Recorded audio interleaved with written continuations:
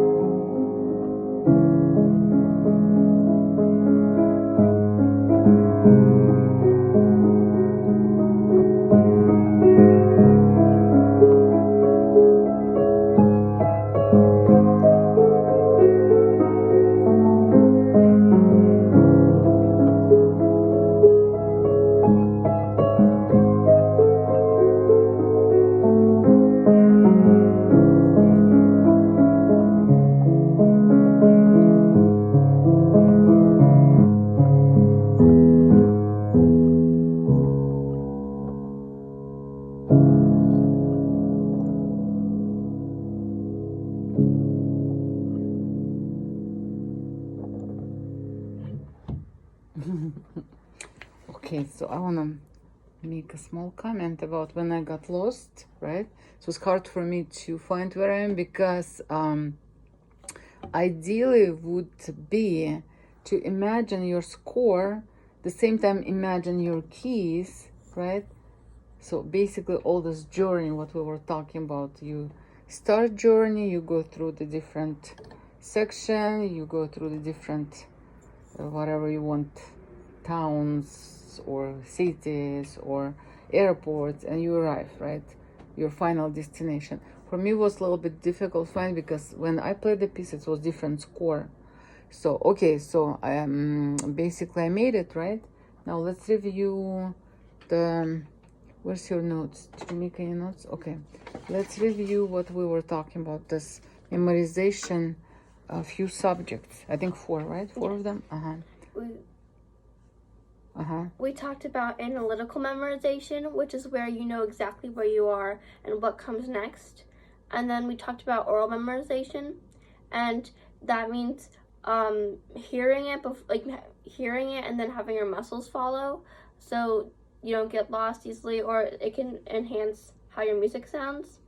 And then we talked about tactile or muscle memory. And that it's like tone, dynamics, muscle memory, and everything like that. And that's not just like being a computer and just playing the notes, but also incorporating all like the musicality into the piece. And then the last one was visual memorization, which is where you can look at the keys and know where you are if you have like a big jump or something, or you have to play like one hand over the other. Good. I have a couple questions. So when we have this tactile or muscle memory, what does it include, Arya? It includes dynamics, tone, like muscle memory. Good. So muscle memory, it's not just about, okay, my fingers remember move from this register to that register and specific notes. They remember how it's like I'm riding the bicycle, right? Maybe riding bicycle, but with all these small details, which include not just big dynamic sign, play fortissimo or pianissimo, but tactile, which is like how you play, what is your touch, what is your